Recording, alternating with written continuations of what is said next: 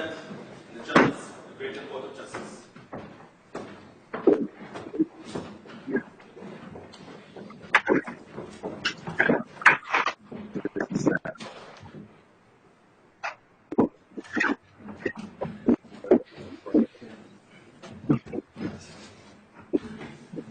Please take your seats.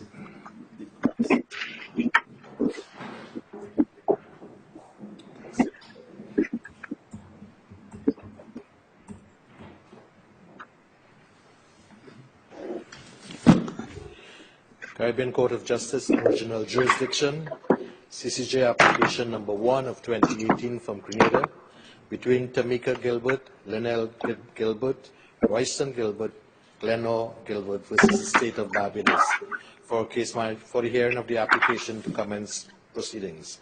Can we have the appearances for the court, please? Thank you.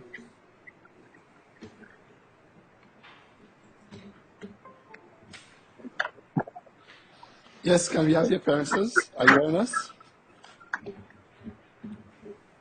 We're hearing you, Your Honor. Good morning. Good morning. Good morning. Good morning, Your Honor. Is that appearances? Yes, Your Honor. Sorry, you dropped a bit. Appearances for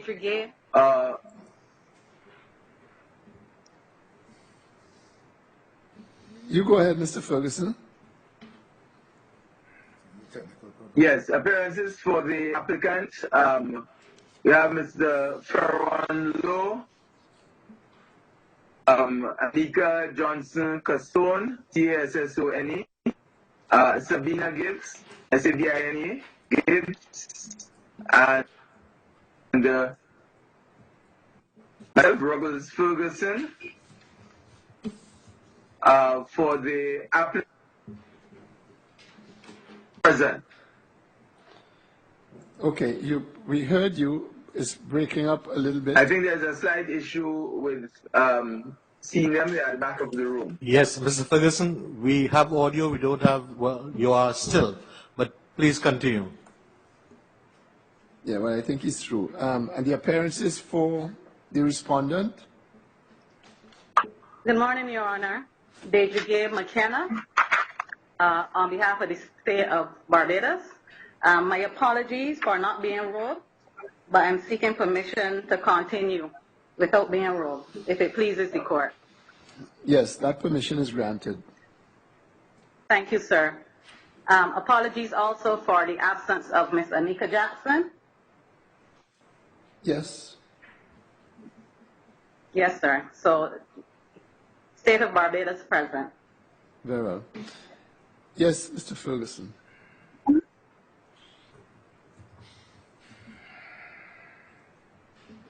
Mr. Ferguson? Mr. Ferguson, can you hear us?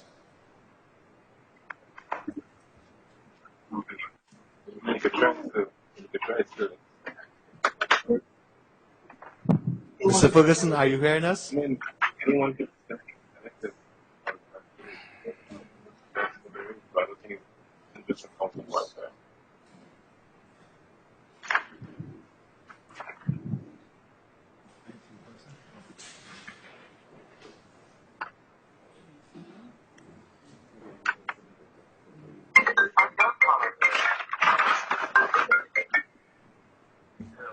Hello. Sorry, Sorry.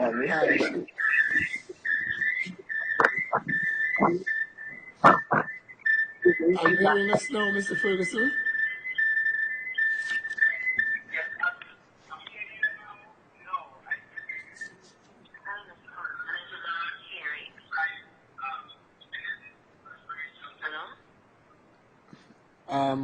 We're trying to do this by telephone, but I'm not sure we're hearing you clearly.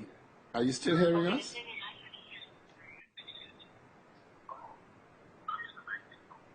apparently not. No.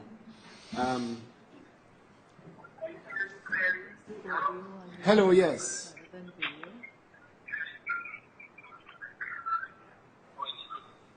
I think we had better adjourn for a little bit and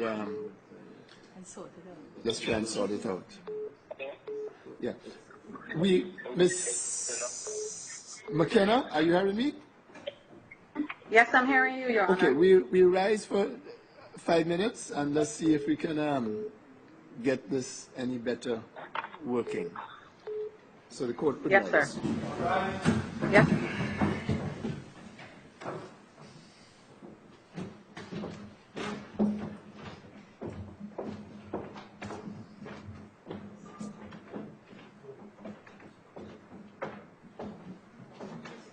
Rise.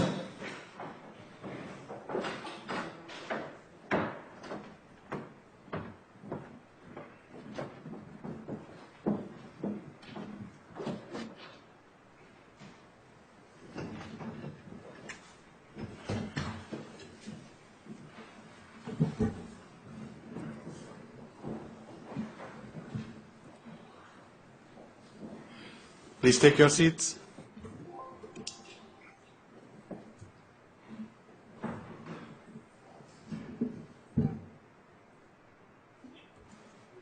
Mr. Ferguson, are you hearing us? Yes, I'm here, you. Okay, court will start now. You to proceed with your submissions. Yes, Mr. Ferguson, please proceed. I take it the appearances are before, as are before. Yes. Yes, Your Honor. Before? President? Yes, please proceed with your submissions, Mr. Ferguson.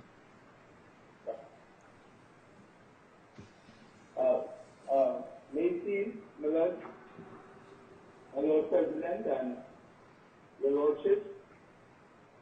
This is an application for special leave to bring proceedings against Barbados pursuant to Article 22 of the treaty. We rely on the submission, the original submission, dated the 21st of November 2018, and also our reply dated the 17th day of December 2018. Below, the basic factual issues are contained in the affidavit of the first applicant, Tamika Gilbert. In a supporting affidavit, I will refer specifically here from paragraph 65 to 62 of that affidavit, which was sworn to on the 8th of August 2018. What page is it? The affidavit that's contained in pages 4 to 12, I think. 10 and 11. 10 and 11. And 11 of the record. Yes. Paragraphs 55 till? Sorry? Paragraphs 55 and what else? No, I said I will refer specifically to paragraph 54 to 62. 54 through to 62. Okay. And that basically contains the factual circumstances arising in relation to the appellant or the first appellant being forced to sign a statement given earlier to the police and the circumstances under which that statement was signed. And if I may be allowed to give a brief overview of the factual situation, these 4 applicants, all citizens of Grenada, traveled to Barbados on October 11, 2016, for the purpose of attending to the United States Embassy to have their visas renewed. And we wish to state clearly at the onset, especially after reading the respondent submission, that we have no issue whatsoever with entry into Barbados by the applicants on October 11, 2016. They were all allowed entry into Barbados.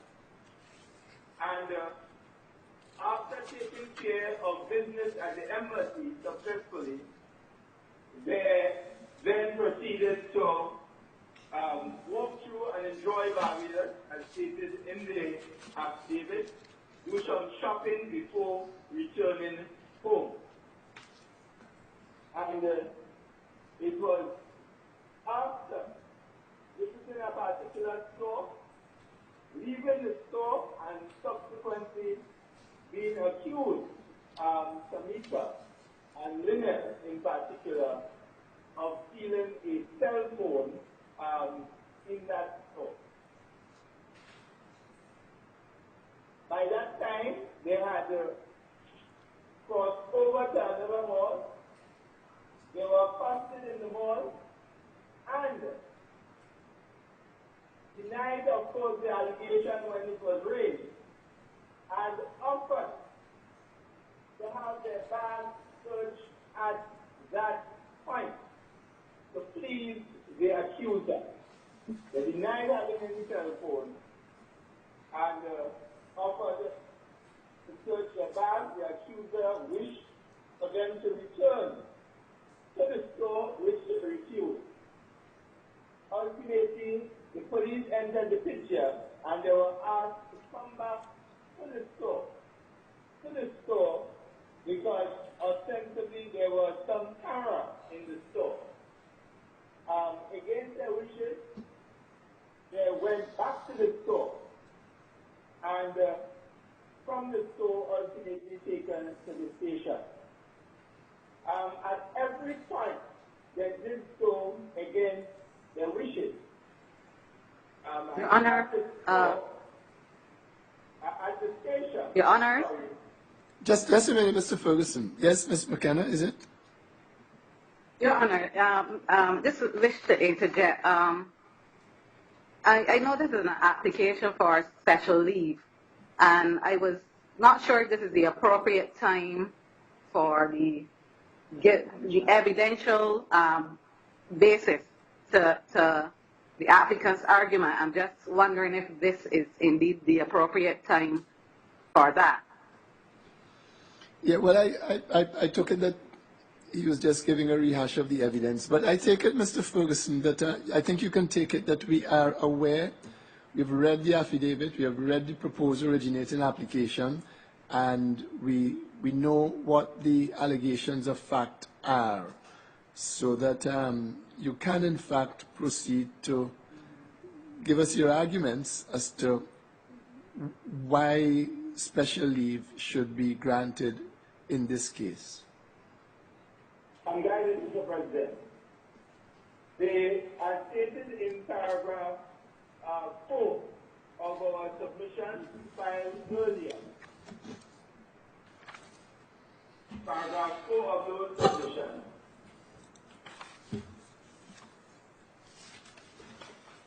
What page is it? And that's page 53 of 133. Page 53. Yes. The applicants must show that they have standing pursuant to Article 222 of the treaty, and they must satisfy the requirements of Rule 10.4 of the original jurisdiction rule. And it is our respectful submission that the applicants have satisfied each and every single requirement set out pursuant to Rule 10.4 A to E.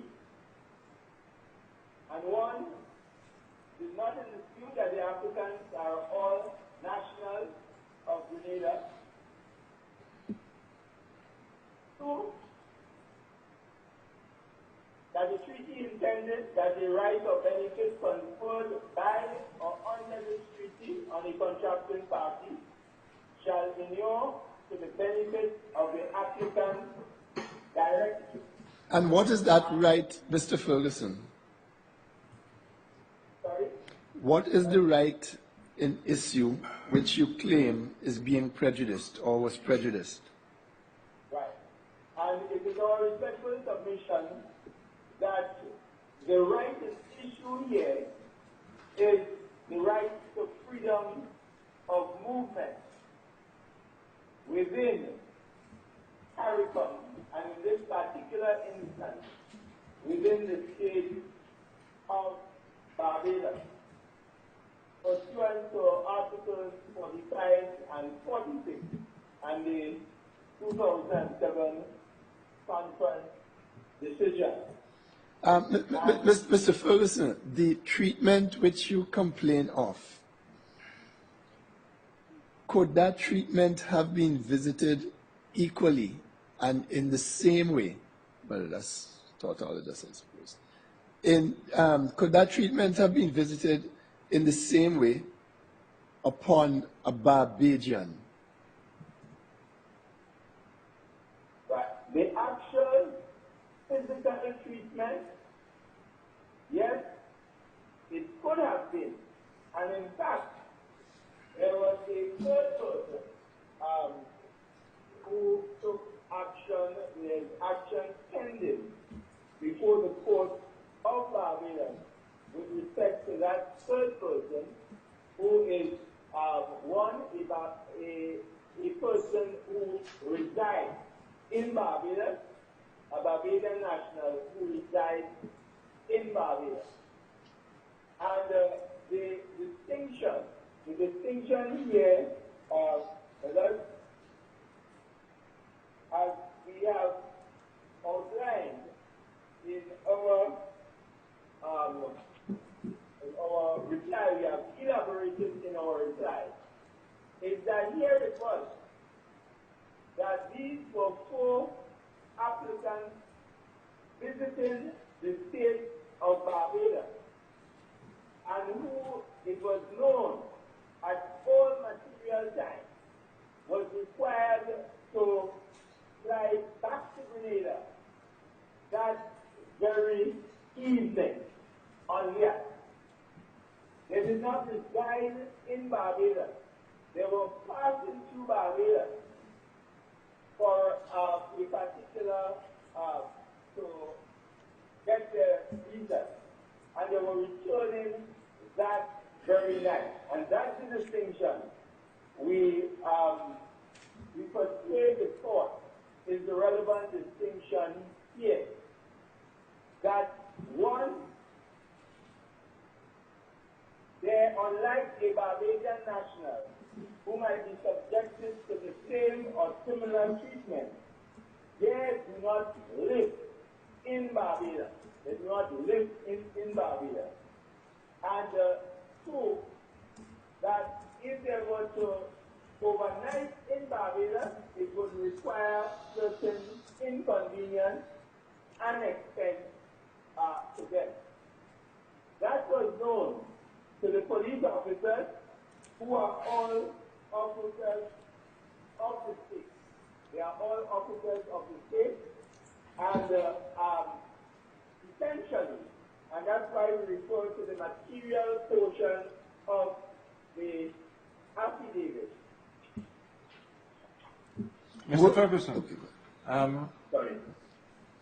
suppose the Gilberts were Barbadians, and suppose on that day they were going to leave for a vacation in Grenada,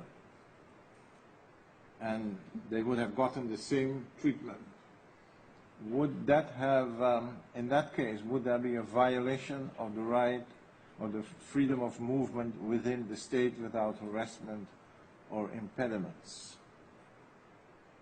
I would respectfully submit, my Lord, no. And the reason why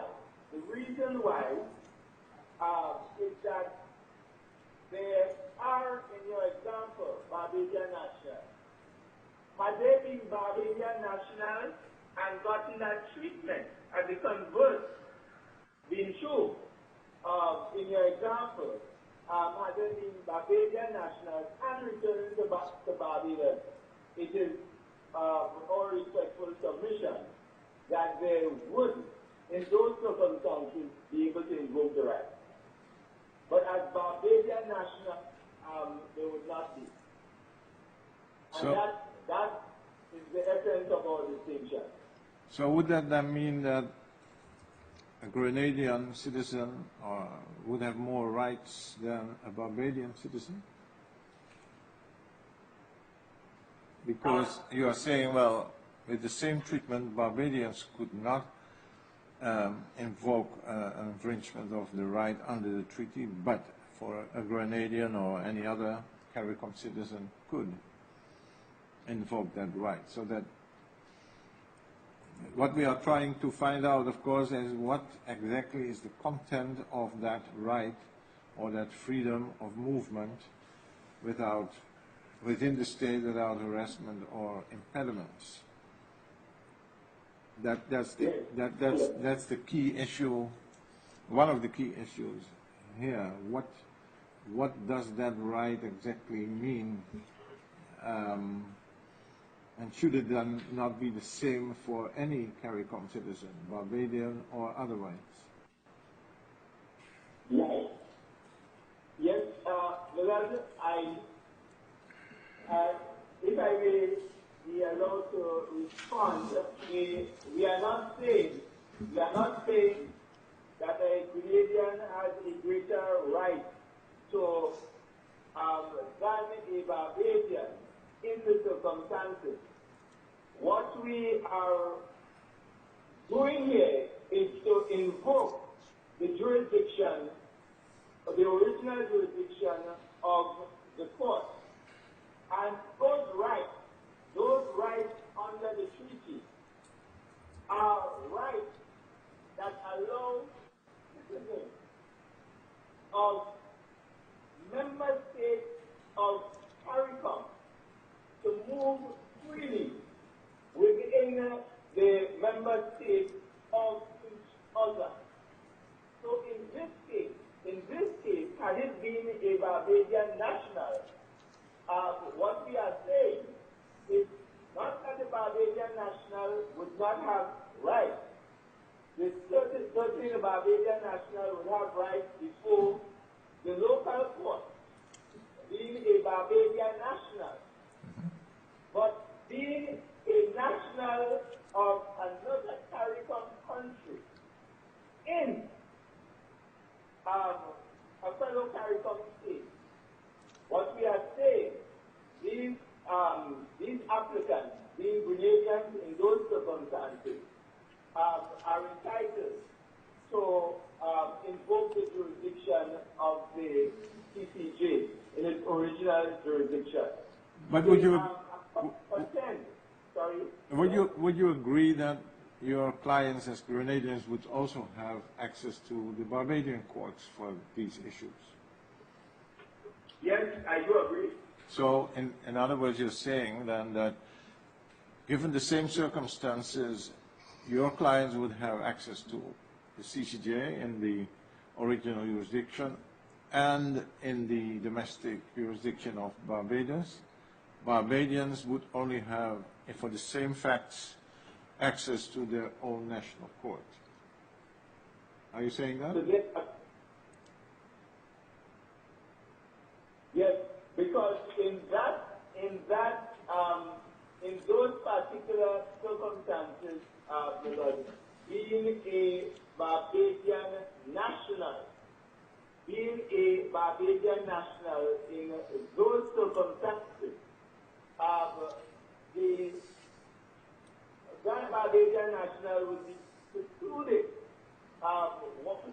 happened in his jurisdiction, to which he's entitled under his our constitution to freedom of movement within Barbados as a Barbadian national. In these circumstances that we submit here, the applicant pursuant to the treaty will have freedom of movement, not based on the national constitution of Barbados, but based on the treaty, the revised treaty. And what we are saying in essence is that freedom of movement embraces, as was stated in the Mary case, freedom of movement is not restricted to freedom of entry into Barbados, but also it extends to freedom to move within without hassle or undue interference. But Mr. Ferguson,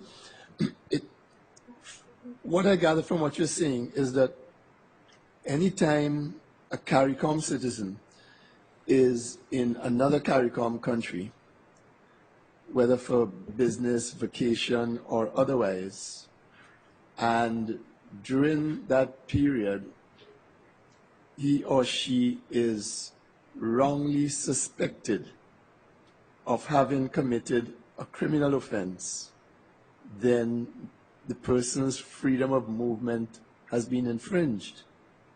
It seems to me that is a little extraordinary. With respect, Melody, not at all.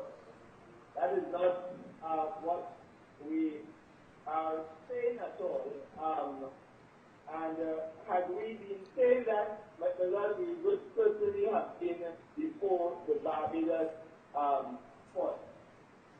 Essentially, what we are saying, and maybe if I can refer to the affidavit at this stage, it may assist in providing some elucidation to the point being made. And in the interest of time, I will probably start with paragraph 59 on page 11. Paragraph 59.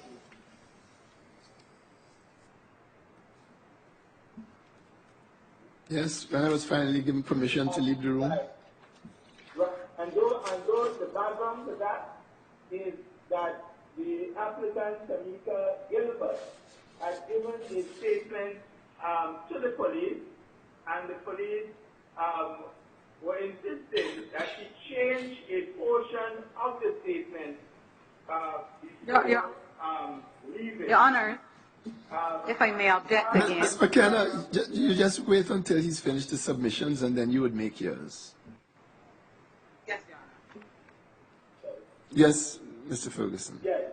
At paragraph 59, page 11, starting on page 11. So she was asking for permission to speak to a retired inspector of police, in fact, a Grenadian, who was somewhere in the Wheaton area. She said, when I was finally given permission to leave the room to consult retired Inspector Peter on if I should make a change or not, that the change the police were insisting that she made. Yes. My dad told me that he had just left. I felt at that point that I was only allowed because they realized he was no longer there. That's allowed to leave the room to consult the inspector. Paragraph 60 says, not wanting to prolong our detention any longer, I just said to Constable Mahon that I would change it so my family can go home. Okay, so stick a bit.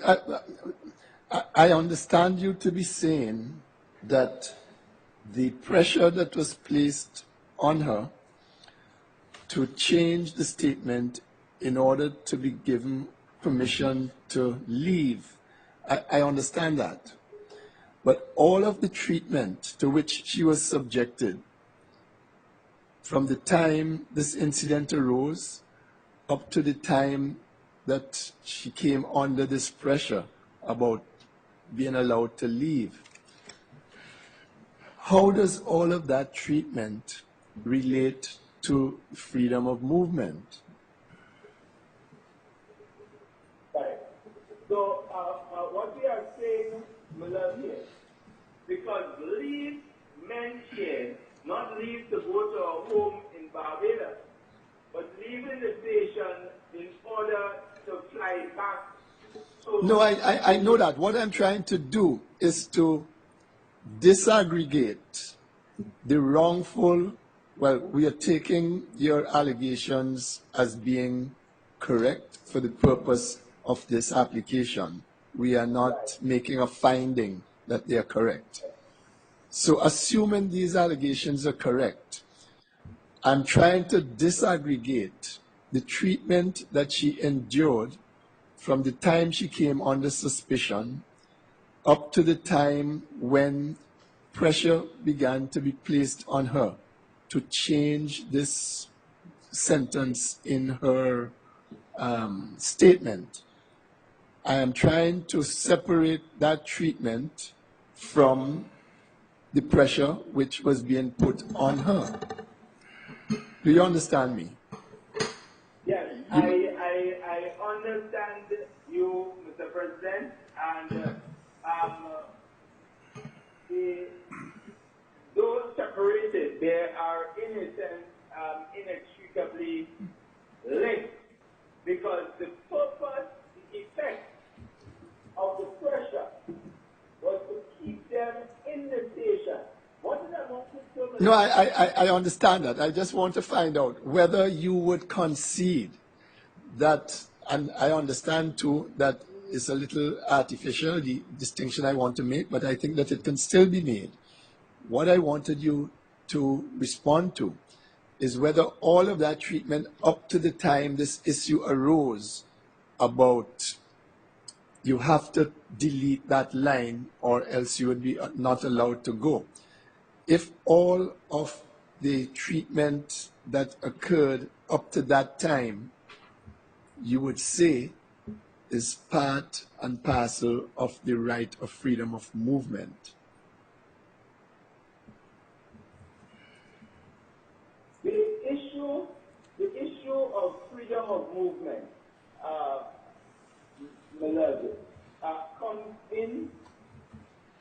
comes into the equation with our starting point that freedom of movement for fellow Caribbean nationals embraces the right to move freely within.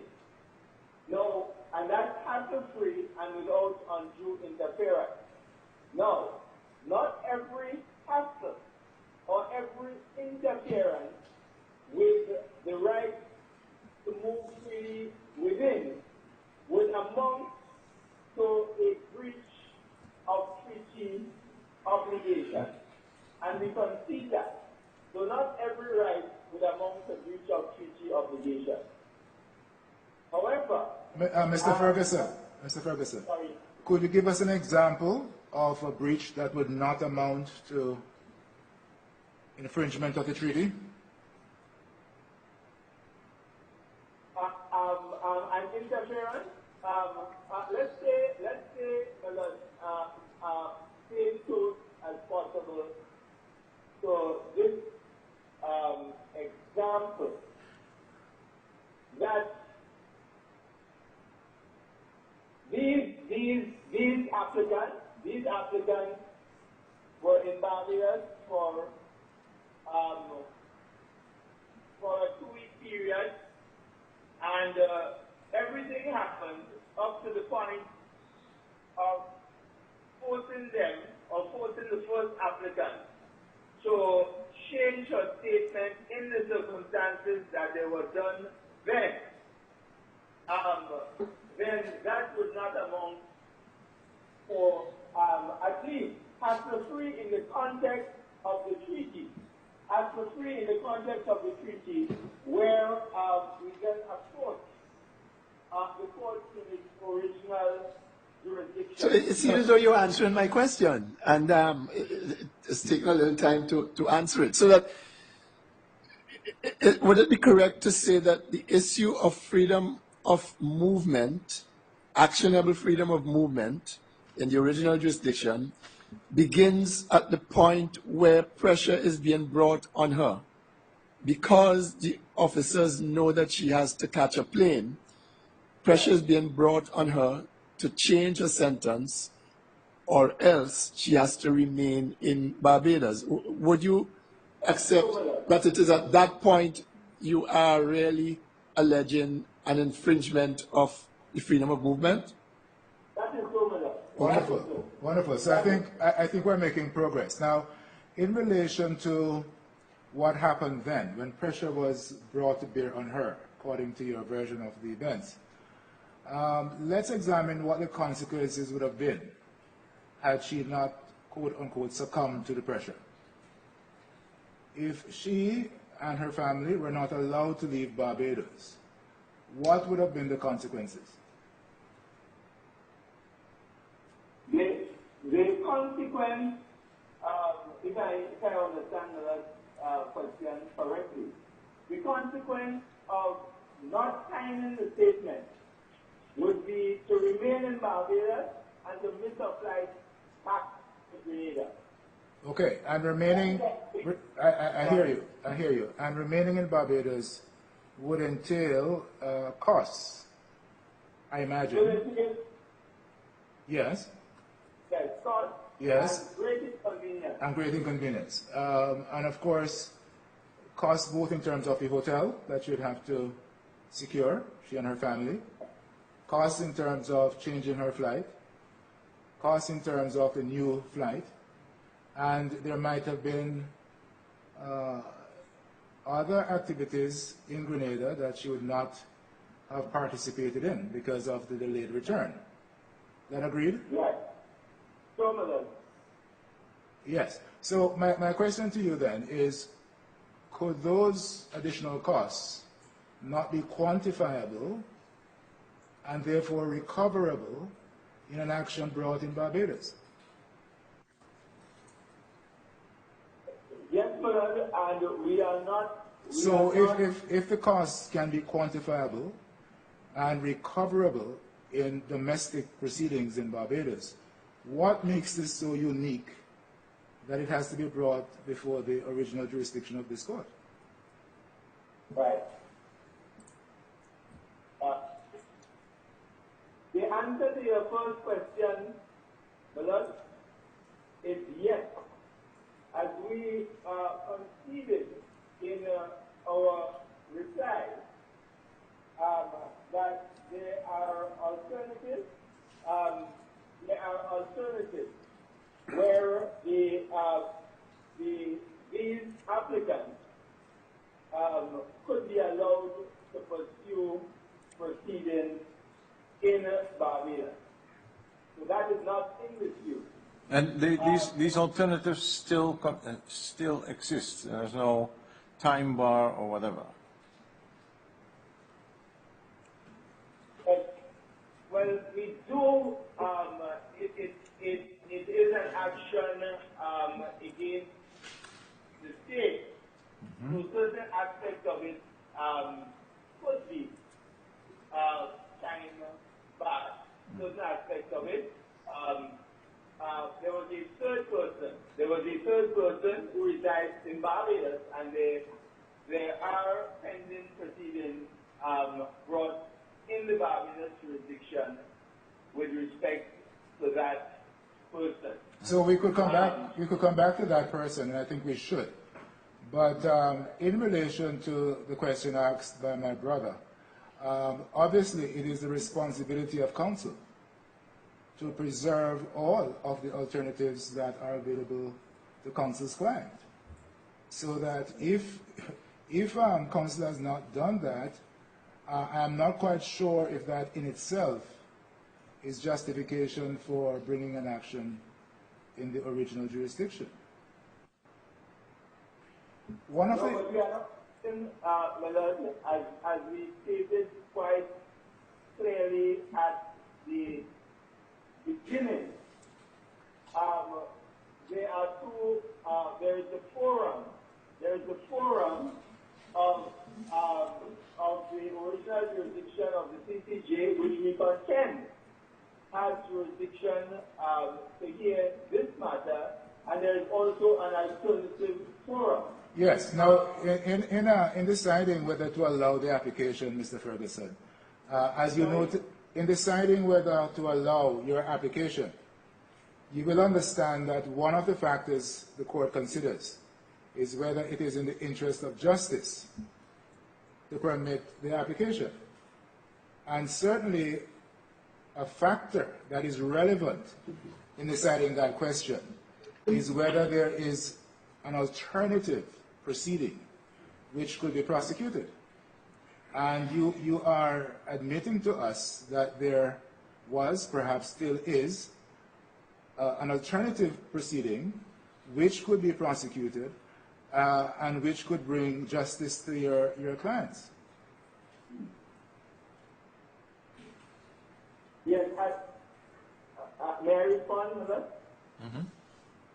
Yes, please. Yes.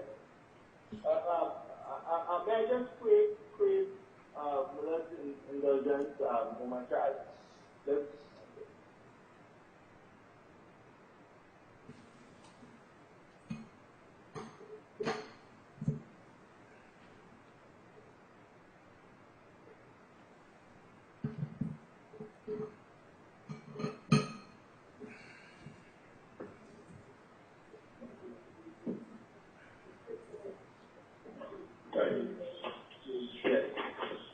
Miller, the issue I've just asked one of my colleagues there. What I would concede at inception, there was a choice as to the forum within which to bring these proceedings, and before we were involved in the matter, there was some effort to bring these proceedings in Barbados. There was first effort to bring these proceedings in Barbados. And I can say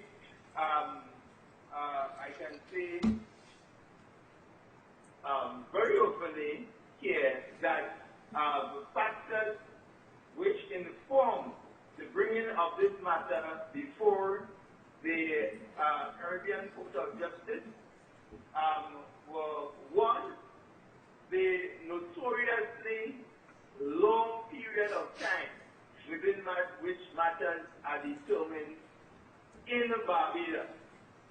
Several years, up to 10 years in certain instances. And secondly, the cost implications involved.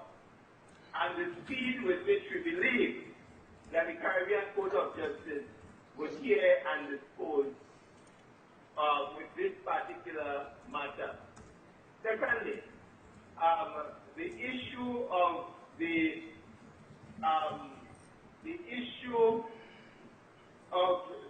point which embraces freedom of movement, we felt it was a unique point to answer the question of uniqueness, because so far to date, in the original jurisdiction of the court, the CCJ has made the position clear with regard to freedom of entry into Barbados, freedom of entry into Barbados.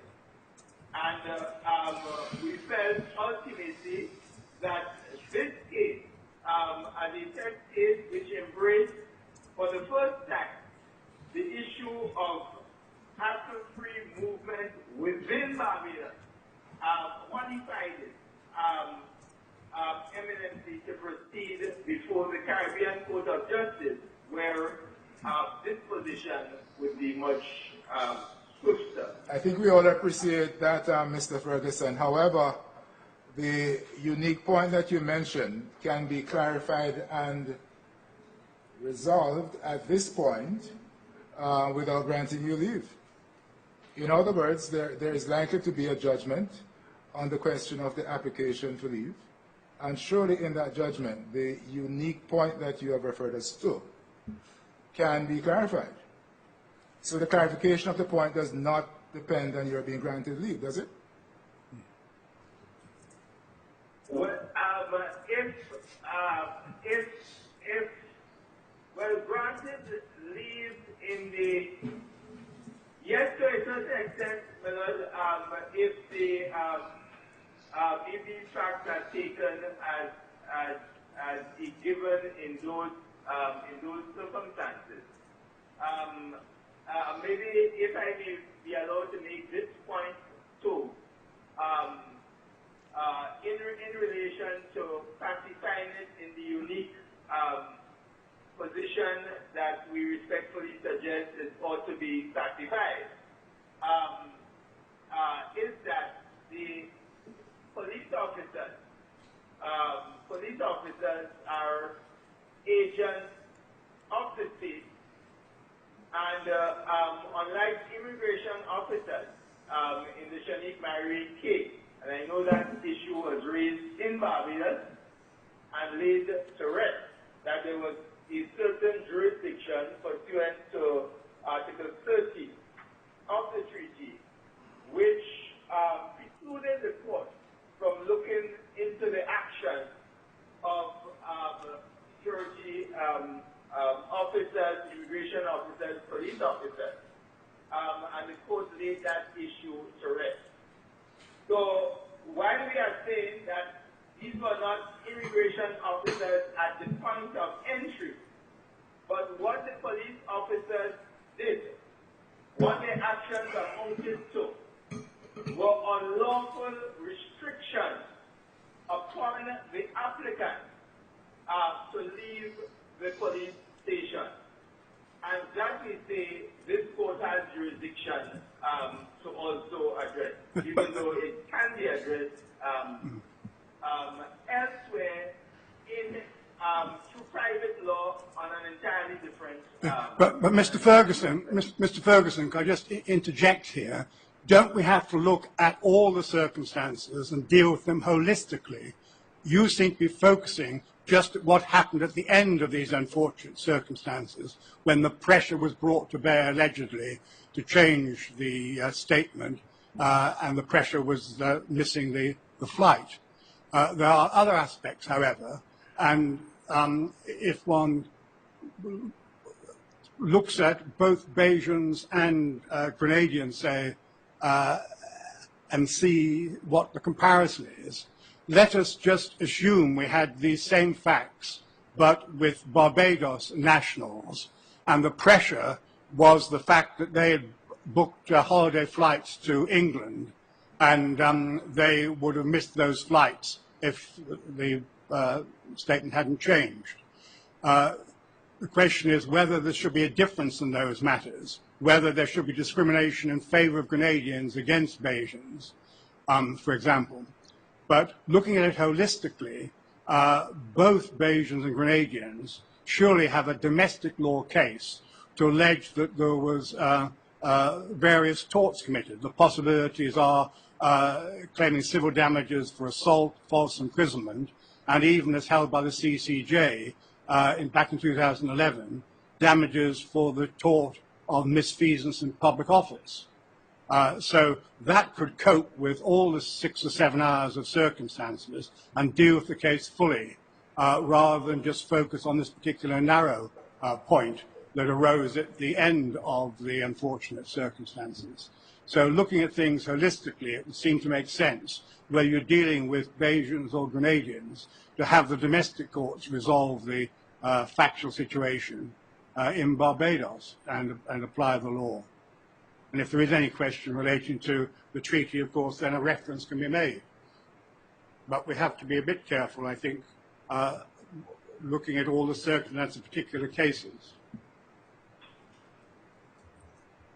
Yes, I do appreciate that point, Melody, and I can assure the court that before this matter was brought before the court, it involved long and intense deliberation before it was actually brought. Now, I think here that a distinction should be made between what we see as the private rights, which we concede, the private rights of the applicant to pursue and obtain damages before the local court for various courts. And we accept that. We fully accept that that is one of the alternatives. But secondly, my lord, and if I may say, I chose to focus on the end of the experience at the police station with regard to what we saw as the unlawful preconditions being imposed to have that statement changed. But we are not saying, having focused, that the entire episode ought not to be taken into consideration. We are not saying that. And particularly in this case, there is an element of outrage in relation to this particular case that concerns the stripping of two of these applicants before you. Yes, Mr. Ferguson. Yes, I think we follow you, and the outrage, of course, remains the same, whether it's brought here or there. But could we go back to the third person you mentioned?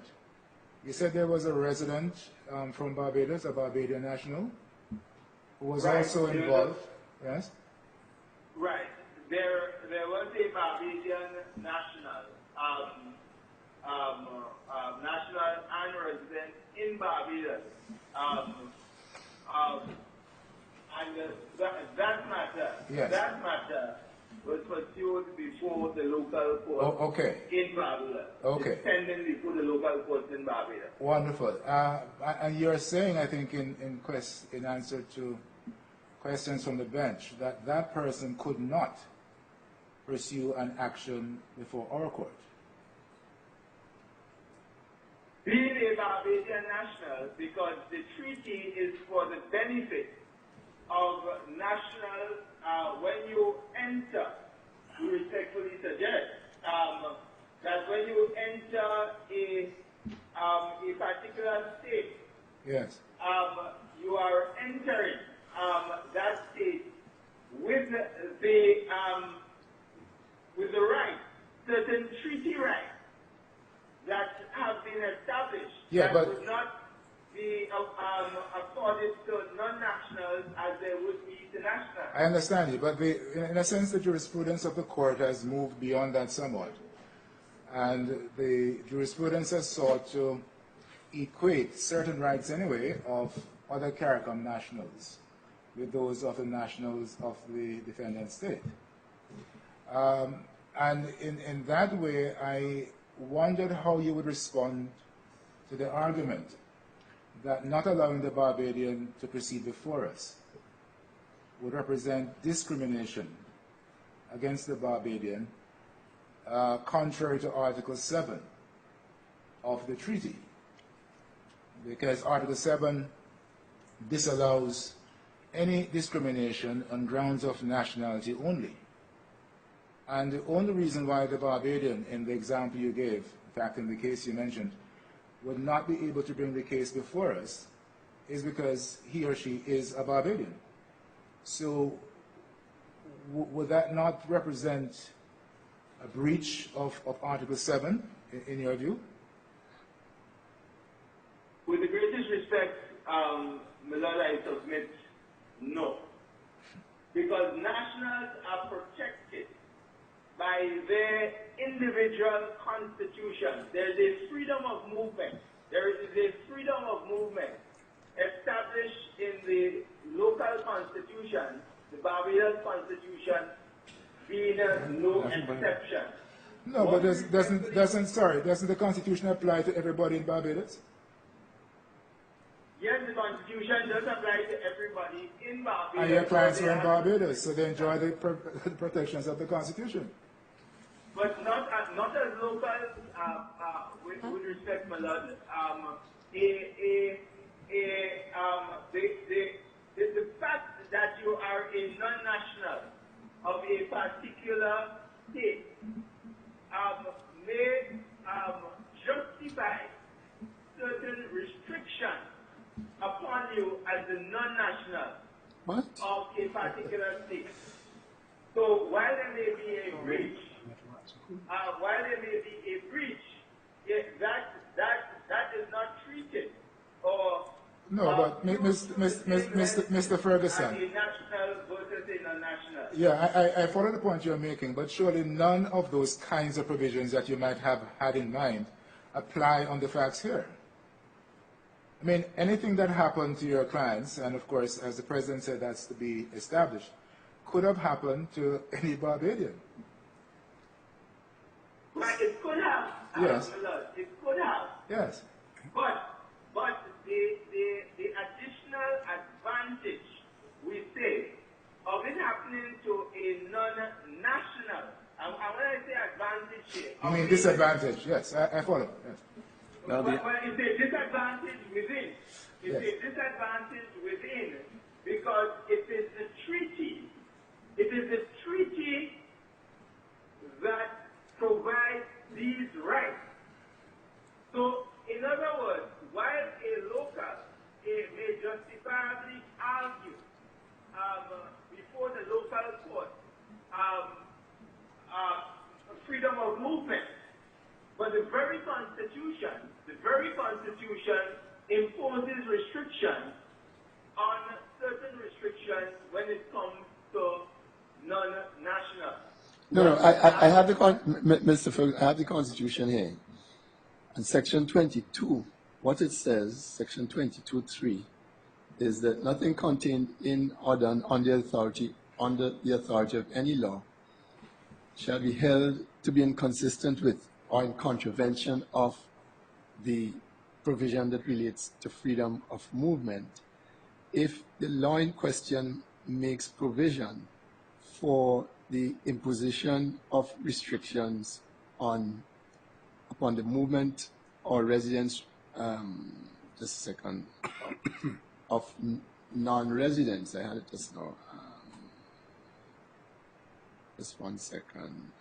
But the point is that those would have to be established by law, and given the Treaty of Chaguaramas, that law, to the extent to which it imposes any restrictions on CARICOM citizens, would come under the greatest scrutiny. But that is not the case here. But if I may, with respect, just be allowed to address, because it has been raised on 2 occasions, 2 separate examples. The Barbadian experience of being allowed to leave the country as it may. So a Barbadian is traveling to the UK, as the second example used by Millard, or a Barbadian is traveling to Grenada, as the first example used. That Barbadian is in Barbados, enjoying all the rights provided under the Constitution. No, Mr. Ferguson, I think we all are agreed that the impingement on the right of your clients to leave Barbados, except if they had done something like changing a sentence. We agree that that is an issue. We are not disagreeing with you on that. What you have done is to lump that with all the treatment your clients endured prior to that particular restriction. And that is where we have a difficulty. So, and you see, we kind of going round and round. Yes, go ahead. Right, yes. And I think it's an appropriate point, an appropriate stage to make this point. Had all plans being concerned, being concerned with damages, we would certainly not be before jurisdiction. Our stance, the applicants here are less concerned about compensation for the treatment than the message that ought to be conveyed in as powerful a manner as a result of what has happened. The factual background merely provides context. So we accept that there are certain restrictions with the court in its original jurisdiction doing what a Barbados court would be able to do best, which is awarding damages for some issue in tort or otherwise regarding the treatment of the applicant. So if I may say, and that's why we have restricted it to the breach of freedom of movement right. So if I may clarify, it's more a point, if I may say so, possibly in loose terms, a point of principle here to show that persons who travel to other countries face particular disabilities, disadvantages that nationals do not face because of the fact that they reside there. So we are fully aware that there are certain restrictions on this court as to award that the court may not be able to meet. Okay, so if I understand correctly, your argument for special leave boils down to this, that a Grenadian who is in Barbados and who was, you say, wrongly suspected of crime and not permitted to leave the country when they wished to do so, that is a matter which violates their freedom of movement and for which they should get special leave. That's the crux of the argument. All this thing about the search, the detention, the squatting, the undressing. That's my grandmother. Good. That is not an essential ingredient of the case that you are putting forward for special leave. Good. All right. So I think that we have that, and we can consider that. And unless there is anything further you wish to say, perhaps we could hear Ms. McKenna just on that point as to whether leave should be given to pursue that issue. Yes, Your Honor. If I may, Your Honor. I wish to say that State of Barbados, we rest totally on our submissions that would have been dated the 12th of July, 2018. Yes, sorry, I'm not hearing. We are not hearing very clearly. Okay, can you speak into the microphone, Ms. McKenna? Yes, Your Honor. Are you hearing me? Mr. Ferguson, is that not very clear, but yes. I just said that the State of Barbados we wish to fully rest on our submissions, which would have been dated the 12th of July, 2018. Are you hearing me? Yeah. Yes, I'm hearing you in the airport, but hearing. Yes, all I wish to add, that these issues are inextricably bound and cannot be dissected as being suggested. They're pleaded all together. The applicants have raised nothing nothing new in his argument, apart from the critique of our local court system, for which I refuse to comment on.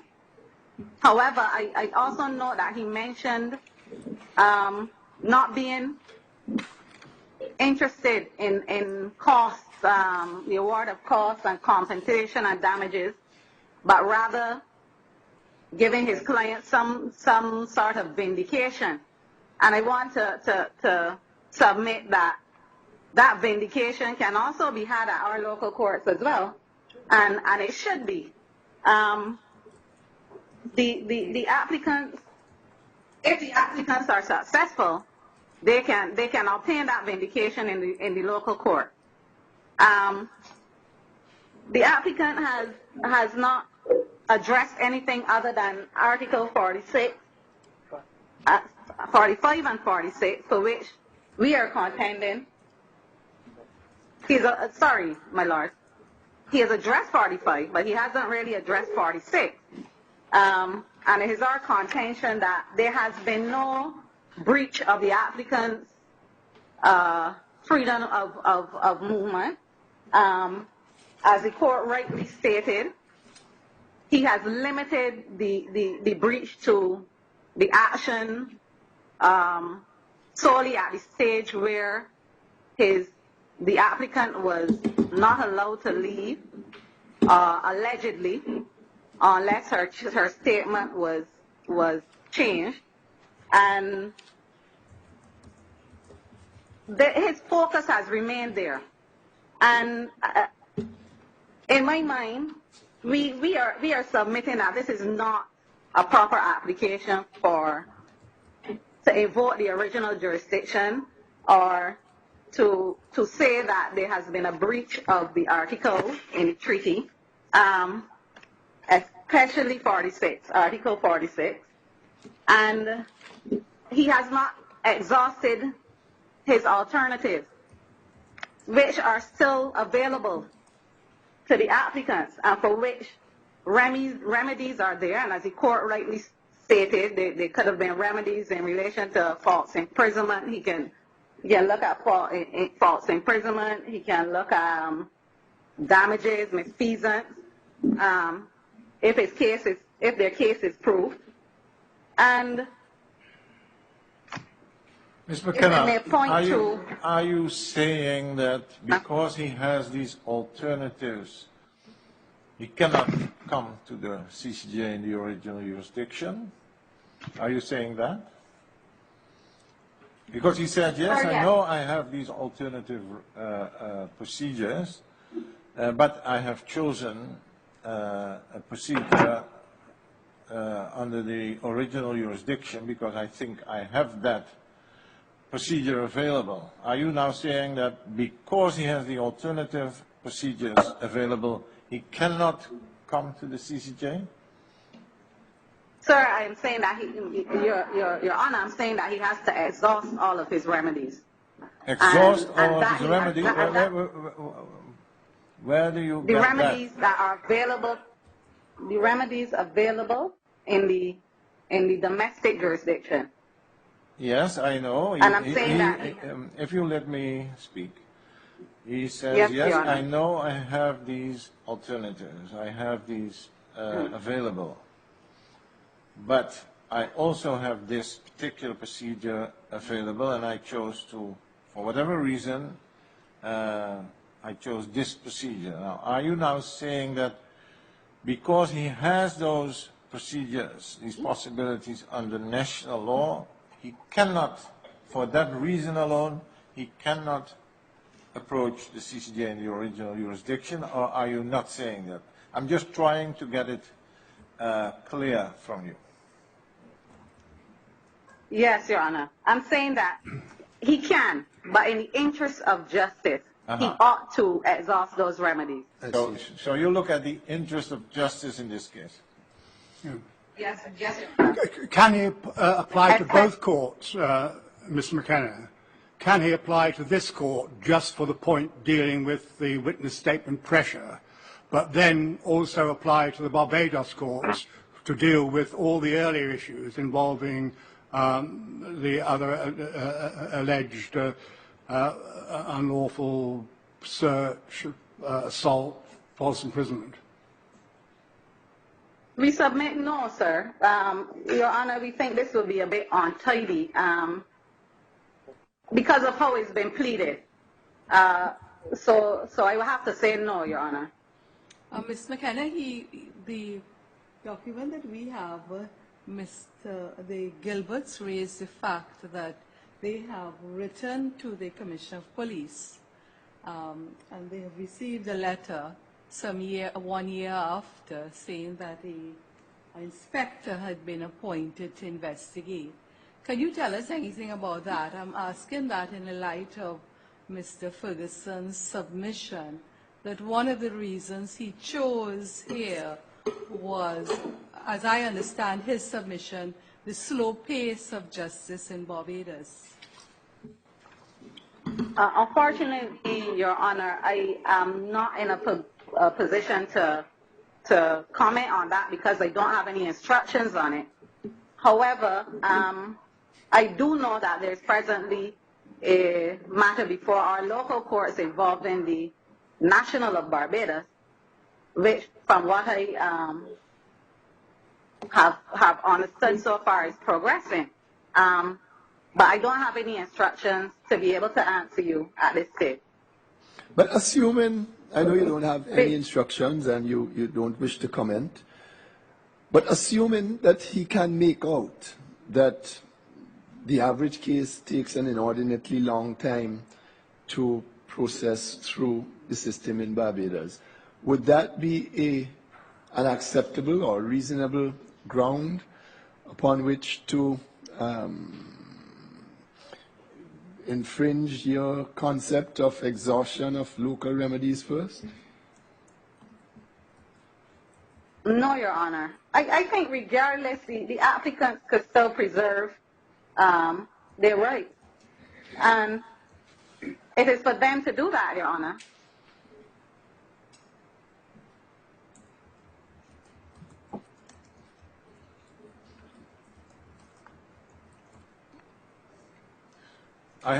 One question about the case that is now before the courts in Barbados that concerns a Barbadian citizen, but is that under the same, was that person involved in this particular case, or was that a separate case? It is the same exact facts, Your Honor. I see. It arose out of the same circumstances and the same exact facts. Okay. In your view, is that person able to bring an OJ action for this court? No, Your Honor. I don't think this is one of the circumstances under which invoking the right of freedom of movement will apply.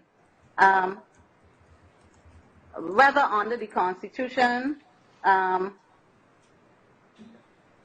or the original jurisdiction, to be quite honest, Your Honor. Yes. Interesting. You heard the remarks of Mr. Ferguson about the reach of the Constitution. I gather he was saying that the Constitution does not grant freedom of movement to non-nationals in Barbados. How do you respond to that? Is that an accurate view of the law? I know we're taking a little bit away from OJ matters, but is that, in your view, an accurate description of the reach of the Constitution? Sir, Your Honor, I don't think this is an accurate view at all. And I think the court has adequately dealt with the issue. But I don't think that is an accurate view at all. The Constitution reaches anyone, citizen, non-citizen, and it's not restrictive in its application to solely citizens of Barbados. Yeah. Okay. So if I understand you correctly, it is not that you are saying you need to exhaust national procedures first before you can come to the CCJ. You are saying there are, which is also admitted, there are here very proper procedures available under national law. Even if there would be some procedure possible under the treaty, then you would say, well, given all the aspects, all the facts, and the possibilities which we have under national law, it would not be in the interest of justice to give special leave in this particular case. Is that your point? That is correct, Your Honor. Okay. Yes, is there anything else, Ms. McKenna? There's nothing else at this moment, Your Honor. As I submitted, we stand on our submission. Okay, thank you. Mr. Ferguson, is there anything that you wish to say in reply? No, just same and except I was just looking at our constitution. I didn't have time to go on to the Barbados constitution, but I believe these constitutions have similar provisions. And I was just seeing, like in the Grenada constitution, which is our section 12, it says, section 12.3 says, nothing contained in or done under the authority of any law shall be held to be inconsistent with or in contravention of this section to the extent that the law in question makes provision, and it says that D, for the imposition of restrictions on the freedom of movement of any person who is not a citizen of Grenada. So I just make this point, but I don't know, I suspect though that Barbados constitution may have. No, Barbados has the same provision. It's 22.3c, and it says, first of all, same thing, It's not relevant. that there must be a law that makes provision for the imposition of restrictions on the movement or residence within Barbados of any person who is not a citizen. So there must be a law. If there is no law, then you can't prohibit the movement of a non-citizen. And given the CARICOM arrangements, as I said, any such law would come under very, very serious scrutiny. So that is not an issue here at all. And maybe that's another argument you should look at, is what is meant by the freedom of movement within a state without impediments or harassment. The argument could be, okay, well, that cease to any harassment or impediment, legally or otherwise, specifically aimed at non-nationals, non-Barbadians in this case. Mm-hmm.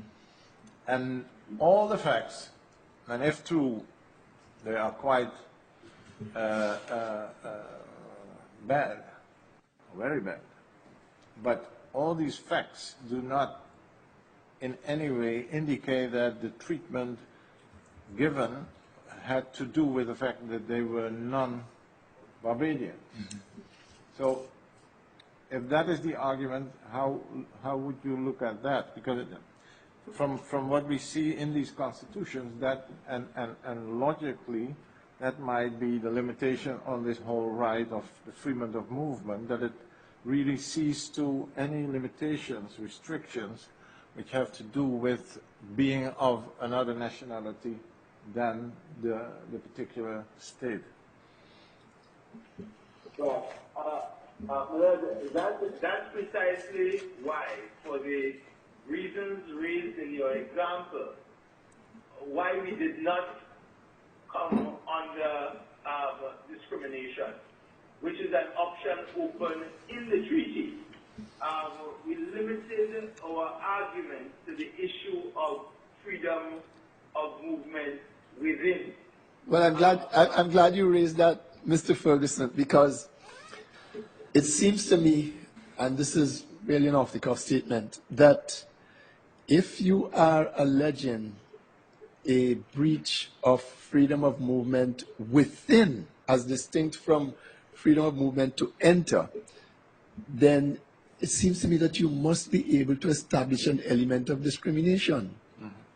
Or otherwise, your situation is no different from the situation of the national. So that in that respect, freedom of movement, there's an intersection between freedom of movement and discrimination based on nationality when you are alleging freedom of movement to move within the borders of a particular country. Put another way, Sorry. I was just saying very, very briefly that obviously persons who visit Barbados from other CARICOM territories cannot be immune from the law enforcement operations of Barbados. And the mistakes that they might make. Exactly. And where there are mistakes, there are remedies available in the domestic courts to deal with that. Yes, and we certainly are in no way contending that there is some immunity from the process of the criminal law or otherwise. We are not saying that. But, Millard, given that this is the stage of the leave application, and the threshold is low, we submit that there is an arguable case, and all of these issues may be more properly ventilated at a substantive hearing. Yeah, the threshold may be low, but there is a threshold. Yes, and we do not dispute that at all, and we will enthusiastically urge upon the court that that threshold has been surpassed. That low threshold has been surpassed in this case. Okay. And we will get the opportunity to climb the higher tree when it is granted, so that we may fully present the arguments in all its perspectives. Yes. But we think, Millard, that based on Rule 10.4 and the requirements there, especially the fact that the state has consented to the bringing of these proceedings, for which has the state undertaken itself would not have required leave in the circumstances. We respectfully submit that that threshold for now we have met pursuant to the threshold.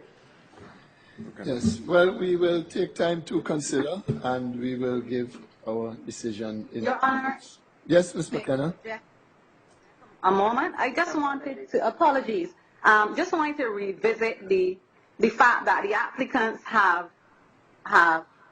pleaded Article 46 as being infringed and have not addressed it. And I just wanted to make that point. Yes. That Article 46 has not been addressed at all, which deals with killed national, the movement of killed nationals. Millard, with the greatest respect, I don't know if my friend has seen our reply. We have addressed Articles 45 and 46. Yes. And we have full submissions in reply when we have addressed this issue. Yes. I did not address it now because I took the cue from the court as to what issues they may wish us to elaborate on. Yes, well, we have all the submissions, and we would certainly treat with those submissions as part and parcel of your arguments in this case. And by the way, I think Article 46 was only added in an indirect way to, as far as I can see it, to fully explain what the freedom of movement under 45 and the important decision of the conference really means. Is that correct? Yes, sir. Okay. Okay. Okay, so we would adjourn, and as I said, we would let you know when our decision is ready for delivery. Court rise. What you